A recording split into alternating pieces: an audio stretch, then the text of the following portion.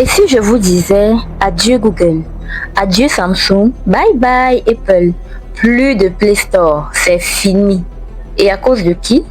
À cause de la Chine, bien sûr. Les gars envahissent le monde entier et mettent leurs concurrents dans la panique totale. Huawei et Xiaomi viennent de faire une alliance presque mortelle pour l'Occident. Ça a cuit, comme on dit chez nous. Reste jusqu'à la fin pour comprendre la frayeur que cette alliance crée dans le monde occidental. D'abord, les faiblesses. Huawei, depuis 2019, est lourdement touché par les sanctions américaines. Accès réduit aux puces haut de gamme, qui sont le cœur même de l'intelligence artificielle. Car sans ces puces, aucune intelligence artificielle ne peut fonctionner. Accès également réduit aux équipements de fabrication et aux services Google. Les États-Unis ont interdit les services Google sur les téléphones Huawei, ce qui a bien sûr entraîné un frein important dans la compétitivité internationale. Car presque tout le monde utilise Google. Qui n'utilise pas Google ici? Tout le monde. Et donc si un téléphone en est privé, c'est normal qu'on se dise à quoi bon l'acheter.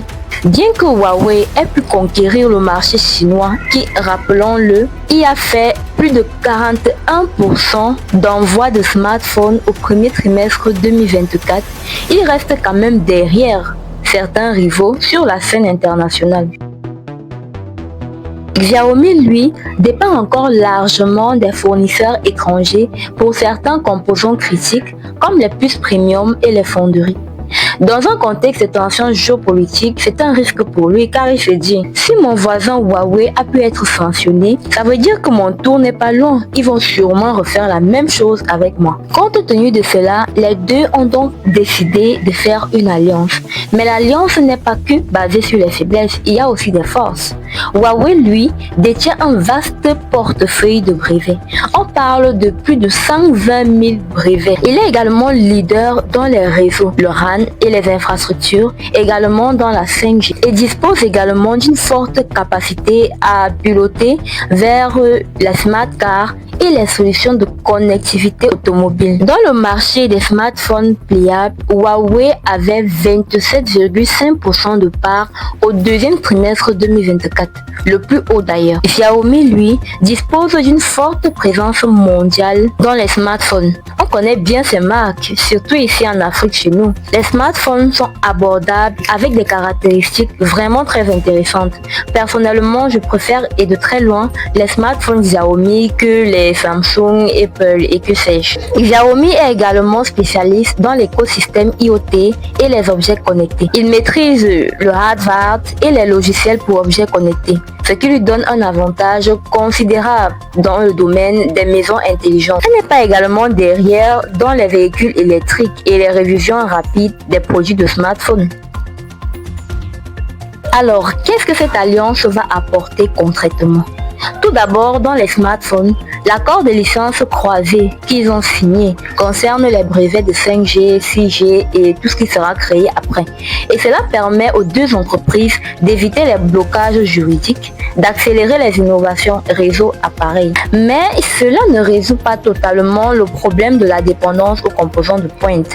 En effet, bien que la Chine ait interdit l'achat des puces d'origine américaine et que le gouvernement ait amélioré son autonomie en matière de production de puces, les puces produites encore en Chine sont et de loin inférieures à celles produites par ses concurrents. Deuxièmement, les véhicules et automobiles connectés. Cela va faciliter une intégration voiture-réseau et objets connectés. Troisièmement, les IoT et la Smart Home. Rappelons que Xiaomi est fort en hardware devices et Huawei est fort en infrastructure et en réseau. Une combinaison explosive et hautement stratégique. Cette alliance va permettre de maîtriser la production des équipements de base, l'environnement et les services. Pour la production des équipements, on parle des puces, on parle des smartphones. Pour l'environnement, on parle du système d'exploitation. Huawei a mis en place Harmony OS qui remplace Google. et les services concernent notamment les applications utilisées. Vous connaissez déjà Google, vous connaissez Apple. Maintenant, vous allez connaître Harmony OS, qui est un tout autre environnement, semblable aux deux autres, avec ses propres logiciels, sa propre connexion, sa propre intelligence artificielle. Tenez-vous bien, les gars ne vont pas se limiter à faire simplement du système d'exploitation. Ils veulent faire de l'intelligence artificielle hors ligne. Littéralement, ça veut dire que vous pourrez générer des vidéos et des images sans être connecté à Internet comme on le fait maintenant. Quatrièmement, l'Internet et le cloud. Pour les marchés émergents, l'Alliance peut proposer une pile chinoise intégrée, réseau, cloud, device. Ainsi, les entreprises chinoises ne vont plus dépendre de l'AWS, d'Amazon, qui jusque-là détient littéralement le monopole du cloud mondial. Ils vont pouvoir être indépendants et créer leur propre écosystème domestique. Bien sûr, on ne saurait parler de cela sans énoncer les objectifs généraux de la Chine.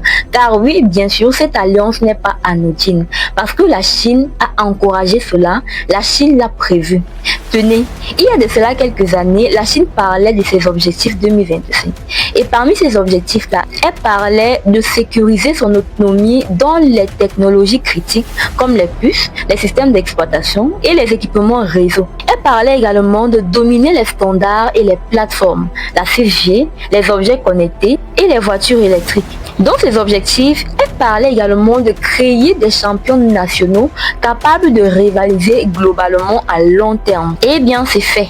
Grâce à sa stratégie de politique industrielle, de subvention, de planification, l'État chinois est en train de réussir l'impensable, devenir complètement autonome et indépendant du système occidental mis en place depuis plus de 30 ans. Donc, bien que l'État chinois n'ait pas officiellement signé quoi que ce soit, sa main reste visible.